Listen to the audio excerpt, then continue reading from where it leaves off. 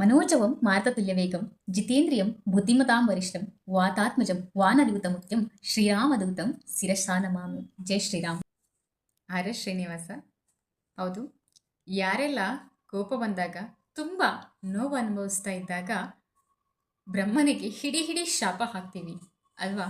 ನಾವೆಲ್ಲರೂ ಜೀವನದಲ್ಲಿ ಸುಖ ಅನ್ನೋದನ್ನ ಕಾಣದೇ ಇದ್ದಾಗ, ಕಷ್ಟನ ಅನುಭವಿಸಿ ಸಾಕಾಯ್ತು ಅಂತ ಅನ್ನಿಸ್ದಾಗ ಖಂಡಿತವಾಗ್ಲೂ ಬ್ರಹ್ಮನಿಗೆ ಶಾಪ ಹಾಕ್ತೀವಿ. ಏನು ಹಣೆ ಬರ ಅಂತ ಬರೆದು ಬಿಟ್ಟಿದ್ದಾನಪ್ಪ ನಮಗೆ ಅಂತ ಎಲ್ಲರೂ ಇದೇ ಲೈನನ್ನ ತಾನೇ ಹೇಳ್ಕೊತೀವಿ. ಏನು ಹಣೆ ಬರ ಅಂತ ಬರೆದು ಬಿಟ್ಟಿದ್ದಾನಪ್ಪ ಬ್ರಹ್ಮ, ಅವನಿಗೆ ಹಾಗಾಗ್ಲಿ ಹೀಗಾಗ್ಲಿ ಅಂತ ಮನಸ್ಸಿಗೆ ಬಂದ ಹಾಗೆ ನಿಲ್ಲಿಸ್ಬಿಡ್ತೀವಿ ಅಲ್ವಾ? ಇದು ತುಂಬಾನೇ ಪಾಪ. ಯಾಕೆ ಅಂತ ಹೇಳಿದ್ರೆ, ಬ್ರಹ್ಮ ನಮ್ಮ ಹಣೆ ಬರಹನ್ನ ಬರ್ದೇ ಇಲ್ಲ, ನಮ್ಮ ಹಣೆ ಬರಹನ್ನ ಬರ್ಕೊಂಡಿರೋದು ನಾವೇನೆ. ಹೌದು, ಬ್ರಹ್ಮ ಬರ್ದಿದ್ದಾನೆ, ಆದರೆ ಅವನು ಕೇವಲ ಒಂದೇ ಲೈನನ್ನು ಬರ್ದಿದ್ದಾನೆ. ಅದೇನಂತ ಹೇಳಿದ್ರೆ, ಪ್ರತಿಯೊಬ್ಬರ ಹಣೆಯ ಮೇಲೂ ನಿನ್ನ ಕರ್ಮದ ಫಲವನ್ನ ಮಾತ್ರ ನೀನು ಅನುಭವಿಸು ಅಂತ ಬರ್ದಿದ್ದಾನೆ. ಅಂದ್ರೆ ಕರ್ಮ ಒಳ್ಳೇದಾದ್ರೂ ಆ ಒಳ್ಳೆ ಕರ್ಮದ ಫಲವನ್ನ ನೀನು ಅನುಭವಿಸು, ಅಥವಾ ನೀನು ಕೆಟ್ಟ ಕರ್ಮಗಳನ್ನೇ ಮಾಡ್ತಾ ಇದ್ರು ಅದರ ಫಲವನ್ನ ನೀನು ಅನುಭವಿಸು ಅಂತ ನಮ್ಮ ಹಣೆ ಮೇಲೆ ಈ ಒಂದೇ ಲೈನನ್ನು ಬ್ರಹ್ಮದೇವ ಬರೆದಿರೋದು. ಆದರೆ ನಮ್ಮ ಹಣೆಯ ಬರಹವನ್ನು ಬರ್ಕೊಳ್ತಾ ಇರೋದು ನಾವೇನೆ. ಹಿಂದಿನ ಜನ್ಮದನ್ನು ಬಿಟ್ಬಿಡೋಣ. ಈ ಜನ್ಮದಲ್ಲಿ ನಾವು ಏನೇನೆಲ್ಲ ಮಾಡ್ತಾ ಇದ್ದೀವೋ ಅದೇ ನಮಗೆ ಮುಂದಿನ ಜನ್ಮದಲ್ಲಿ ಸಿಗತ್ತೆ.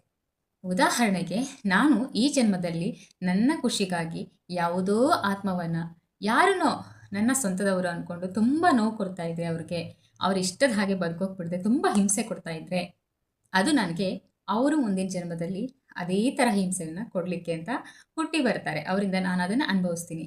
ಅದೇ ಈ ಜನ್ಮದಲ್ಲಿ ತುಂಬ ಪ್ರೀತಿನ ಕೊಡ್ತಾ ಇದ್ರೆ, ಯಾರಿಗೂ ಕಾಳಜಿ ಮಾಡ್ತಾ ಇದ್ರೆ, ಯಾರ್ದೋ ಸೇವೆ ಮಾಡ್ತಾ ಇದ್ರೆ, ಎಲ್ಲರನ್ನು ಗೌರವಿಸ್ತಾ ಇದ್ರೆ, ದಾನ ಧರ್ಮವನ್ನು ಮಾಡ್ತಾ ಇದ್ರೆ, ಅಥವಾ ಒಳ್ಳೆಯ ಪ್ರಚಾರವನ್ನು ಮಾಡ್ತಾ ಇದ್ರೆ, ಅಥವಾ ಒಳ್ಳೆಯದನ್ನೇ ಎಲ್ಲರಿಗೂ ಹಂಚುತ್ತಾ ಇದ್ರೆ, ಬೇರೆಯವರಿಂದ ನೋವು ಸಿಕ್ಕಿದ್ರೂ ಸಹ ಅದನ್ನು ನುಂಗ್ಕೊಂಡು ಬೇರೆಯವರನ್ನ ಖುಷಿಯಾಗಿಡೋಕೆ ಪ್ರಯತ್ನ ಮಾಡ್ತಾ ಇದ್ರೆ, ನಮ್ಮ ಕರ್ತವ್ಯವನ್ನ ನಿಷ್ಠೆಯಿಂದ ನಾನು ಮಾಡ್ತಾ ಇದ್ರೆ, ಆಗ ಖಂಡಿತ ಇನ್ನೊಂದು ಜನ್ಮದಲ್ಲಿ ಸುಖ, ಶಾಂತಿ, ನೆಮ್ಮದಿ ಎಲ್ಲನೂ ಸಿಗುತ್ತೆ. ಅಂದರೆ ಇಲ್ಲೇನು ಕರ್ಮನ ಮಾಡಿದ್ದೀವಿ ಅದರ ಫಲ ಮುಂದಿನ ಜನ್ಮದಲ್ಲೇ ನಮಗೆ ಸಿಗತ್ತೆ. ಅದೇ ಈ ಜನ್ಮದಲ್ಲಿ ನಿನ್ನೆ ನನಗೆ ಒಬ್ಬರು ಕೇಳ್ತಾ ಇದ್ರು, ಒಂದು ಚಿಕ್ಕ ವಯಸ್ಸಿನ ಹುಡುಗಿ, ಕೇವಲ 18 ಅಥವಾ 19 ವರ್ಷದ ಹುಡುಗಿಗೆ ಇಬ್ಬರು 2-3 ವರ್ಷದಿಂದ ಪ್ರೀತಿಸ್ತಾ ಇರ್ತಾರೆ. 18ನೇ ವಯಸ್ಸಿಗೆ ಕಾಲಿಟ್ಟ ತಕ್ಷಣ ಮದುವೆ ಮಾಡಬೇಕು ಅಂತ ಅವ್ರ ಮನೆಯವರು ನಿರ್ಧಾರ ಮಾಡಿರ್ತಾರೆ. ಆದರೆ ಇವರು ಪ್ರೀತಿ ಅತಿಯಾಗಿ 18ನೇ ವಯಸ್ಸು ಪೂರ್ತಿ ಆಗ್ತಿದ್ದ ಹಾಗೇನೆ ಆಕೆ 2-3 ತಿಂಗಳು ಗರ್ಭಿಣಿ ಆಗ್ತಾಳೆ, 3 ಅಥವಾ 4-5. ಆಗ ಅವನು ಏನು ಮಾಡ್ತಾನೆ, ಅವ್ರ ಮನೆಯವರು ಈ ಪ್ರೀತಿಯನ್ನು ಒಪ್ಪದೇ ಇರೋ ಕಾರಣಕ್ಕೆ ಹಣ ಸಿಗತ್ತೆ, ವರದಕ್ಷಿಣೆ ಸಿಗುತ್ತೆ ಅನ್ನೋ ಕಾರಣಕ್ಕೆ ಬೇರೆ ಕಡೆಯಿಂದ ಸಂಬಂಧವನ್ನು ನೋಡಿ ಮದುವೆ ಮಾಡಿಬಿಡ್ತಾರೆ. ಈ ಹೆಣ್ಮಗಳಿಗೆ ಮತ್ತು ಅವ್ರ ಮನೆಯವ್ರಿಗೆ ಗೊತ್ತಾಗ್ದಿರೋ ಹಾಗೆ. ಸೊ ಆಗ ಏನಾಗುತ್ತೆ ಅಂತ ಹೇಳಿದ್ರೆ, ಆ ಮದುವೆ ಆಗಿರೋ ಕಾರಣಕ್ಕೆ ಇವರು ಕಾನೂನು ಈ ಥರ ಹೋರಾಟಗಳನ್ನ ಮಾಡದೆ ಹೆಣ್ಮಗಳನ್ನ ಮನೆಯಲ್ಲೇ ಇಟ್ಕೊಳ್ತಾರೆ. ಮತ್ತು ಅವರ ಜೀವನ ಅವ್ರ ಪಾಡಿಗೆ ಅವರು ಊರನ್ನು ಬಿಟ್ಟು ಹೋಗ್ತಾರೆ, ಬೇರೆ ಕಡೆ ಜಮೀನನ್ನು ತಗೊಂಡು ಅಲ್ಲಿಗೆ ಹೋಗಿದ್ದಾರೆ ಅಂತ ಹೇಳ್ತಾರೆ. ಸೊ ಈಗ ಈ ತರಹ ಕರ್ಮ, ಈ ಥರ ಕೆಟ್ಟ ಕೆಲಸವನ್ನು ಆ ಥರ ಮಾಡಿ ಹೋಗಿದ್ದಾನಲ್ಲ ಆತ, ಏನಾಗುತ್ತೆ ಇಂತಹ ಕರ್ಮಕ್ಕೆ ಅಂತ ಹೇಳಿ ಅವರ ಒಬ್ಬ ಫ್ರೆಂಡ್ ಕೇಳಿದ್ರು, ಇಂಥ ಕೆಟ್ಟ ಕೆಲಸ ಮಾಡಿದಾನಲ್ಲ ಅವನು ಅಂತ. ಅದಕ್ಕೆ ಈ ಥರ ಮಾಡಿ ಹೋಗ್ಬಿಟ್ಟಿದ್ದಾರೆ. ಈಗ ಈ ಹೆಣ್ಮಕ್ಳು ತಾನು ಸಾಯೋದಿಲ್ಲ, ಮಗುನ ನೋಡ್ಕೋತೀನಿ ಅನ್ನೋದನ್ನ ಹೇಳ್ತಾ ಇದ್ದಾಳೆ ಅಂತ, ಮತ್ತೆ ಮನೆಯವ್ರ ಸಪೋರ್ಟ್ ಇದೆ ಅಂತ. ಸೊ ಈ ಥರ ಅನ್ಯಾಯ ಆಗಿರೋದು ಆಲ್ಮೋಸ್ಟ್ ಎಲ್ಲರಿಗೂ ಗೊತ್ತಿರೋದ್ರಿಂದ ಕೆಲವೊಂದಷ್ಟು ಜನ ಸಪೋರ್ಟಿವ್ ಆಗಿ ನೋಡ್ಕೋತಿದ್ದಾರೆ ಅಂತ. ಓಕೆ, ಈಗ ಹೇಗಾಗುತ್ತೆ ಅಂತ ಹೇಳಿದ್ರೆ, ಈ ಕರ್ಮ ಅವನಿಗೆ ಏನಾಗುತ್ತೆ, ಅವನಿಗೆ ಏನು ಸಿಗತ್ತೆ ಅಂತ ಹೇಳಿದ್ರೆ, ಅವರ ಪ್ರಶ್ನೆ ಇದೇ ಆಗಿತ್ತು. ನಾನು ಹೇಳ್ತೀನಿ, ನಾನು ಹೇಳೋ ಅಂಥ ವಿಷಯನೇ ಇಲ್ಲ, ಏನಾಗುತ್ತೆ ಅಂತ ಹೇಳೋದೇ ಬೇಡ, ನೀವೇ ಅದನ್ನು ತಿಳ್ಕೊಬೋದು. ಹೇಗೆ ಹೇಳಿ, ಅವನೇನು ಮಾಡಿದಾನೋ ಅದೇ ಆಗುತ್ತೆ. ಈಗ ಅವನು ಒಬ್ಬ ಪುರುಷ ಆಗಿದ್ದ ಕಾರಣಕ್ಕೆ ಒಂದು ಹೆಣ್ಣಿಗೆ ಈ ರೀತಿ ಅನ್ಯಾಯ ಮಾಡಿ ಬಿಟ್ಟು ಹೋಗ್ಬಿಟ್ಟ. ಅವನಿಗೆ ಈಗ ಯಾವುದು ಕಾಣಿಸ್ತಾ ಇಲ್ಲ, ನಾನೇನು ಮಾಡಿದ್ದೀನಿ ಅಂತ ಕಾಣಿಸ್ತಾ ಇಲ್ಲ, ಅವ್ನು ತಪ್ಪು ಮಾಡಿದಾನೆ ಅನ್ನೋದಕ್ಕೆ ಸಾಕ್ಷಿ ಕಾಣಿಸ್ತಾ ಇಲ್ಲ. ಅವನ ಹತ್ರ ಯಾವುದು ನಾನು ಇದನ್ನು ಮಾಡಿದ್ದೀನಿ ಅಂತ ಪ್ರತಿಕ್ಷಣ ನೆನೆಸೋದಕ್ಕಿಲ್ಲ. ಆದರೆ ಆ ಹೆಣ್ಮಗುನ ಹತ್ರ ತಾನು ಹೆಣ್ಣು ಅನ್ನೋ ಕಾರಣಕ್ಕೆ ತನ್ನ ಗರ್ಭದಲ್ಲಿ ಹೊತ್ತಿದ್ದಾಳೆ. ತಪ್ಪನ್ನು ಅವಳು ಮಾಡಿದ ತಪ್ಪನ್ನು ಅವಳ ಗರ್ಭದಲ್ಲಿ ಹೊತ್ತಿದ್ದಾಳೆ. ಅದನ್ನು ಸಾಕಿ ಸಲುವುದು ಅವಳ ಕರ್ತವ್ಯ ಆಗುತ್ತೆ. ಮತ್ತು ಅದು ಪ್ರತಿಕ್ಷಣ ಅವಳಿಗೆ ನೆನಪಿಸುತ್ತೆ ತಾನು ಮಾಡಿದ ತಪ್ಪನ್ನು. ಅದೇ ಪಶ್ಚಾತ್ತಾಪ ಆಗಿ ಅವಳ ಪಾಪದಿಂದ ಪರಿಹಾರವನ್ನು ಅವಳು ಪಡ್ಕೊಳ್ತಾಳೆ. ಆದರೆ ಆ ಪುರುಷ ಏನಾಗ್ತಾನೆ ಅಂತ ಹೇಳಿದ್ರೆ, ಈ ಜನ್ಮದಲ್ಲಿ ಶಿಕ್ಷೆ ಸಿಗದೇ ಇರ್ಬೋದು, ಆದರೆ ಮುಂದಿನ ಜನ್ಮದಲ್ಲಿ ಆತ ಒಂದು ಸ್ತ್ರೀಯಾಗಿ ಹುಟ್ಟುತ್ತಾನೆ. ಸ್ತ್ರೀಯಾಗಿ ಹುಟ್ಟಿ ಒಂದು ಪುರುಷನಿಂದ ಅದೇ ರೀತಿಯ ಅನ್ಯಾಯಕ್ಕೊಳಗಾಗಿ ಅದೇ ರೀತಿಯ ಬದುಕನ್ನು ಬದುಕ್ತಾನೆ. ಅದೇ ಬ್ರಹ್ಮ ಹಣೆ ಬರಹ ಬರೋದಿಲ್ಲ, ನಾವೇ ಬರ್ಕೊಂಡಿದ್ದೀವಿ ಅಂತ ಹೇಳಲಿಕ್ಕೆ ಇದೇ ಸಾಕ್ಷಿ. ಏನಾಗುತ್ತೆ, ಈ ಜನ್ಮದಲ್ಲಿ ಏನು ಮಾಡಿದೀವಿ ಅದೇ ಮುಂದಿನ ಜನ್ಮದಲ್ಲಿ ಸಿಗತ್ತೆ. ಅದಕ್ಕೆ ಈ ಜನ್ಮದಲ್ಲಿ ಯಾರಿಗೂ ನೋವು ಕೊಡದೆ, ಕೆಟ್ಟದ್ದನ್ನು ಮಾಡದೆ, ಸಾಧ್ಯವಾದಷ್ಟು ಒಳ್ಳೆಯದನ್ನು ಮಾಡ್ತಾ ಹೋಗಬೇಕು ಅಂತ ಹೇಳೋದು. ಮಾಡಿದ್ದು ಮಹಾರಾಯ ಅನ್ನೋ ಹಾಗೆ ನಾವು ಯಾರಿಗಾದ್ರೂ ನೋವು ಕೊಟ್ಟರೆ, ಹಿಂಸೆ ಕೊಟ್ಟರೆ ಅದೇ ಸಿಗತ್ತೆ. ನಾವು ಶಪಿಸೋದು ಯಾಕೆ ಬ್ರಹ್ಮನನ್ನ? ನಾವು ಮಾಡಿದ್ದೆ ನಮಗೆ ಸಿಗತ್ತೆ. ಸೊ ಇಲ್ಲಿ ಏನು ಮಾಡಿದಾನೋ ಅವನಿಗೆ ಮುಂದಿನ ಜನ್ಮದಲ್ಲಿ ಅದೇ ಸಿಗುತ್ತೆ. ಆದರೆ ಅವ್ನು ಪಶ್ಚಾತ್ತಾಪ ಪಡ್ತಿರ್ತಾನೆ, ಕಣ್ಣೀರು ಹಾಕ್ತಾ ಇರ್ತಾನೆ, ನನಗೆ ಯಾಕೆ ಹೀಗಾಯಿತು, ಹಾಗೆ ಹೀಗೆ ನೊಂದ್ಕೋತಾ ಇರ್ತಾನೆ, ಪರದಾಡ್ತಾ ಇರ್ತಾನೆ. ಅದೆಲ್ಲ ಇಲ್ಲಿ ಆ ಹೆಣ್ಣು ಮಾಡ್ತಾ ಇದ್ದಾಳಲ್ಲ ಅದೇ ಆಗಿರುತ್ತೆ. ಅದು ಅವನಿಗೆ ಗೊತ್ತಾಗ್ತಾ ಇರಲ್ಲ, ಕಾಣೋದಿಲ್ಲ. ಯಾಕೆಂತ ಹೇಳಿದ್ರೆ ನಾವೇನು ತ್ರಿಕಾಲ ಜ್ಞಾನಿಗಳಲ್ಲ, ನಾವು ಹಿಂದೆ ಏನು ಮಾಡಿದ್ವಿ ಅದು ಈಗ ಗೊತ್ತಾಗ್ಲಿಕ್ಕೆ ಅಲ್ವಾ. ಸೊ ಹಾಗಾಗಿ ನಮಗದು ಗೊತ್ತಾಗ್ತಾ ಇರಲ್ಲ, ಅನುಭವಿಸ್ತಾ ಇರ್ತೀವಿ. ಅದಕ್ಕೆ ಹೇಳೋದು, ಸ್ವಲ್ಪ ಜ್ಞಾನನ ಕೊಡುವಂತಹ ಪುಸ್ತಕಗಳನ್ನು ಓದಬೇಕು. ಭಗವದ್ಗೀತೆಯನ್ನು ಇಂಪಾರ್ಟೆಂಟ್ ಆಗಿ ಯಾವ ಮನುಷ್ಯ ಭಗವದ್ಗೀತೆಯನ್ನು ಓದಿಲ್ಲ, ಯಾವ ಮನೆಯಲ್ಲಿ ಭಗವದ್ಗೀತೆ ಇಲ್ವೋ ಅಂತಹವರ ಮನೆಯಲ್ಲಿ ಇಂಥವರೆಲ್ಲ ಜನಿಸ್ತಾರೆ. ಸೊ ಹಾಗಾಗಿ ಇಂತಹ ಕೃತ್ಯಗಳೆಲ್ಲ ಆಗತ್ತೆ. ಗೊತ್ತಿಲ್ಲ ನಮ್ಮ ಸಂಸ್ಕೃತಿಯಲ್ಲಿ ಈ ಭಗವದ್ಗೀತೆ ಅನ್ನೋದು ಇದೆ, ನಾವು ಅದನ್ನ ಅಳವಡಿಸ್ಕೊಳ್ಳೇಬೇಕು, ಅದೊಂದು ಸಂಸ್ಕಾರ ಅನ್ನೋದು ಗೊತ್ತಿಲ್ಲ. ಸೊ ಹಾಗಾಗಿ ಇದೆಲ್ಲ ಆಗ್ತಾ ಇರುತ್ತೆ. ಹಾಗಾಗಿ ಭಗವದ್ಗೀತೆಯನ್ನು ಓದಿ, ಆದಷ್ಟು ನೀವು ಮೊಬೈಲಿಂದ ದೂರ ಇರಿ, ಅಥವಾ ಮೊಬೈಲಲ್ಲೇ ಭಗವದ್ಗೀತೆ ಬಗ್ಗೆನೇ ಕೇಳಿ. ಭಗವದ್ಗೀತೆಯ ಪ್ರವಚನಗಳಿರುತ್ತೆ.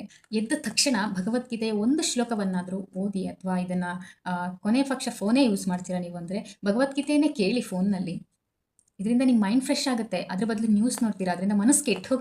ಭಗವದ್ಗೀತೆ ಓದಿದ ತಕ್ಷಣ ನೀವೇನು ಜಪಮಾಲೆ ಹಿಡ್ಕೊಂಡು ಜಪ ಮಾಡಿಕೊಂಡು ದೇವ್ರ ಮುಂದೆ ಕೂತ್ಕೊಬೇಕಂತ ಏನಿಲ್ಲ. ಕೃಷ್ಣ ಹೇಳ್ತಾನೆ, ನೀನೇನಾದರೂ ಕರ್ಮನ ಮಾಡು, ನಿನಗೆ ನನ್ನ ಸೇವೆ ಮಾಡ್ಕೊಂಡಿರು, ನನ್ನ ಮೂರ್ತಿ ಅಭಿಷೇಕ ಮಾಡ್ಕೊಂಡಿರು, ಅಲಂಕಾರ ಪುಷ್ಪಾಲಂಕಾರ ಮಾಡ್ಕೊಂಡು ವಸ್ತ್ರಾಲಂಕಾರ ಮಾಡ್ಕೊಂಡು ಕೂತ್ಕೊಂಡಿರು ಅಂತ ಯಾವತ್ತೂ ಹೇಳಿಲ್ಲ. ನೀನೇನು ಕರ್ಮ ಮಾಡ್ತೀಯೋ ಮಾಡು, ರೈತನ ಉಳ್ಮೆ ಮಾಡ್ತೀಯಾ ಮಾಡು, ಆದರೆ ಅದನ್ನು ನನಗೆ ಅಂತ ಮಾಡು, ಭಗವಂತನಿಗೆ ಸಮರ್ಪಿಸ್ತಿದ್ದೀನಿ ಈ ಕರ್ಮನ ಅಂತ ಮಾಡು, ಭಗವಂತನ ಸೇವೆ ಮಾಡ್ತಿದ್ದೀನಿ ಅಂದ್ಕೊಂಡು ಮಾಡು ಅಂತ ಹೇಳ್ತಾನೆ. ಸೊ ಹಾಗಾಗಿ ನೀವು ಪ್ರತಿ ಒಂದು ಕೆಲಸ ಮಾಡುವಾಗಲೂ ನಾನು ಭಗವಂತನ ಸೇವೆ ಮಾಡ್ತಾ ಇದ್ದೀನಿ ಅಂತ ಅಂದ್ಕೊಂಡು ಮಾಡಿ, ಅದರಲ್ಲಿ ಭಗವದ್ಗೀತೆನ ನಿತ್ಯ ಓದೋದು ಕೂಡ ಒಂದು ನಿಮ್ಮ ನಿತ್ಯ ಕರ್ಮದಲ್ಲಿ ಒಂದು ಅಂತ ಅಳವಡಿಸ್ಕೊಂಡು ನಿತ್ಯ ಒಂದೊಂದೇ ಶ್ಲೋಕನ ಓದ್ಕೊಳ್ತಾ ಹೋಗಿ. ಅದರಿಂದ ಏನು ಗೊತ್ತಾಗುತ್ತೆ ಅಂತ ಹೇಳಿದ್ರೆ, ನಾವು ಹೇಗೆ ಬದುಕಬೇಕು, ಮತ್ತು ನಾವು ಯಾಕೆ ಹುಟ್ಟಿದ್ದೀವಿ, ನಾವು ಹುಟ್ಟಿದ ಈ ಜನ್ಮದ ಆತ್ಮನ ಉದ್ದೇಶ ಏನು, ಈ ಜನ್ಮದ ಕಾರಣ ಮತ್ತು ಉದ್ದೇಶ, ಮತ್ತು ಏನನ್ನು ಮಾಡಬೇಕು ಮತ್ತು ಏನನ್ನು ಮಾಡಬಾರ್ದು, ಮತ್ತು ನಮ್ಮ ಮಕ್ಕಳಿಗೆ ನಾವು ಏನನ್ನು ಕಲಿಸ್ಬೇಕು, ಮತ್ತು ನಮ್ಮ ಸುತ್ತಮುತ್ತ ಇರೋರು ಮಾಡುವಂಥ ತಪ್ಪುಗಳನ್ನು ಗಮನಿಸಿ ಇದನ್ನು ಮಾಡಬಹುದು, ಇದನ್ನು ಮಾಡಬಾರ್ದು ಅನ್ನೋದನ್ನು ಅರ್ಥ ಮಾಡಿಸ್ಬೇಕು, ಮತ್ತು ಯಾಕೆ ಮಾಡಬೇಕು ಯಾಕೆ ಮಾಡಬಾರ್ದು ಅನ್ನೋದನ್ನು ಅರ್ಥ ಮಾಡಿಸ್ಬೇಕು. ಇದೆಲ್ಲ ಸಿಗೋದು ನಮಗೆ ಭಗವದ್ಗೀತೆಯಲ್ಲಿ. ಒಂದೇ ಒಂದ್ಸಲ ಭಗವದ್ಗೀತೆನ ಓದಿ, ಆವಾಗ ಖಂಡಿತ ಇದೆಲ್ಲ ಗೊತ್ತಾಗತ್ತೆ. ಬೇರೆಯವ್ರು ಮಾಡೋ ತಪ್ಪುಗಳನ್ನ ಹೇಳ್ಕೊಂಡೇ ಕೂತ್ಕೊಳ್ಳೋದು, ಅವ್ರ ಮನೇಲಿ ಹಾಗಂತೆ, ಇವ್ರ ಮನೇಲಿ ಹೀಗಂತೆ, ಅವಳು ಹಾಗಾದ್ಲಂತೆ, ಇವನು ಹೀಗಾದ್ನಂತೆ, ಇದೆಲ್ಲ ಹೇಳೋದ್ರಿಂದ ಹೇಳ್ಕೊಂಡು ಕೂತ್ಕೊಳ್ಳೋದ್ರಿಂದ ಏನಾಗುತ್ತೆ ಅಂತ ಹೇಳಿದ್ರೆ, ಅವ್ರು ಒಂದು ವೇಳೆ ಕೆಟ್ಟ ಕೆಲಸ ಮಾಡಿದ್ದು ಅದನ್ನ ನೀವು ಹೇಳ್ತಾ ಇದ್ರೆ ಅವರೆಲ್ಲ ಪಾಪ ನಿಮ್ಮನ್ನೇ ಸುತ್ಕೊಳ್ಳುತ್ತೆ. ಈಗ ಅಪಪ್ರಚಾರ, ಯಾರ ಮೇಲಾದರೂ ಅಪಪ್ರಚಾರ ಮಾಡ್ತಾರೆ, ಅವಮಾನಕ್ಕೊಳಗಾಗ್ತಾರೆ ಯಾರಾದರೂ ಅಲ್ವಾ, ತುಂಬ ನಿಂದನೆಗೊಳಗಾಗ್ತಾರೆ. ಲಕ್ಷ ಜನ ಕೆಲವ್ರಿಗೆ ಅವಮಾನ ಮಾಡಿಬಿಡ್ತಾರೆ, ಕೆಟ್ಟ ಕೆಲಸ ಮಾಡಿರ್ತಾರೆ ಅಂತ ಅವ್ರನ್ನ ಹಿಡ್ಕೊಂಡು ಕೆಟ್ಟದಾಗಿ ಅವಮಾನ ಮಾಡಿಬಿಡ್ತಾರೆ. ಅದು ಹೆಂಗಾಗುತ್ತೆ ಅಂತ ಹೇಳಿದ್ರೆ, ಅವಮಾನ ಆದ್ಮೇಲೆ ಸನ್ಮಾನ ಅಂತ ಹೇಳ್ತಾರೆ ಗೊತ್ತಾ.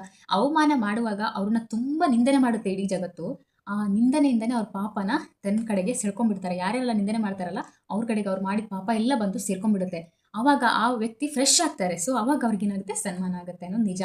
ಅದಕ್ಕೆ ಒಂದ್ಸಲ ಯಾರಿಗೆ ಅವಮಾನ ಆಗುತ್ತೋ ಅವ್ರಿಗೇನೆ ಸನ್ಮಾನ ಆಗೋದು ಅನ್ನೋದು ಯಾಕೆ ಅನ್ನೋದನ್ನ ಅರ್ಥ ಮಾಡ್ಕೋಬೇಕು. ಅದಕ್ಕೆ ಯಾರಾದರೂ ಕೆಟ್ಟ ಕೆಲಸ ಮಾಡಿದಾಗ ಎತ್ತಿ ಎತ್ತಿ ಎತ್ತಿ ಎತ್ತಿ ಹೇಳಲಿಕ್ಕೆ ಹೋಗಬಾರ್ದು. ಇದರಿಂದ ಏನಾಗುತ್ತೆ ಅಂದರೆ ಅವ್ರ ಪಾಪ ಎಲ್ಲ ನಮಗೆ ಬಂದು ಸೇರ್ಕೊಬಿಡುತ್ತೆ. ಅದನ್ನು ನೋಡಿದ್ವಾ, ಕೇಳಿದ್ವಾ, ಸುಮ್ಮನೆ ಬಿಡಬೇಕು, ಅವರವರ ಕರ್ಮ ಅಂತ. ಇನ್ನೊಬ್ಬರ ಹತ್ರ ಹೇಳ್ಕೊಳ್ಳೋದ್ರಿಂದ ಆ ಕ್ಷಣಕ್ಕೆ ನಿಮ್ಗೆ ಆತ್ಮತೃಪ್ತಿ ಸಿಗುತ್ತೆ, ಆದರೆ ಪಾಪ ಮಾತ್ರ ಅದಕ್ಕಿಂತ ಹೆಚ್ಚಾಗಿ ನಿಮ್ಮನ್ನು ಸುತ್ತಕೊಳ್ಳುತ್ತೆ. ಸೊ ಹಾಗಾಗಿ ಬೇರೆ ಪಾಪದ ಬಗ್ಗೆ, ಕೆಟ್ಟ ಕರ್ಮಗಳ ಬಗ್ಗೆ ಮಾತಾಡದೆ ಒಳ್ಳೆದನ್ನೇ ಮಾತಾಡಿ. ಹಾಡೇ ಹೇಳಿ, ದೇವ್ರ ಮುಂದೆ ಶ್ಲೋಕನ ಹೇಳಿ, ಒಳ್ಳೆಯವ್ರ ಜೊತೆ ಮಾತಾಡಿ, ಒಳ್ಳೆಯವ್ರ ಸ್ನೇಹ ಬೆಳೆಸ್ಕೊಳ್ಳಿ. ಒಳ್ಳೆಯದಾಗುತ್ತೆ. ಹರೇ ಕೃಷ್ಣ, ಶ್ರೀಕೃಷ್ಣ ಅರ್ಪಣಮಸ್ತು.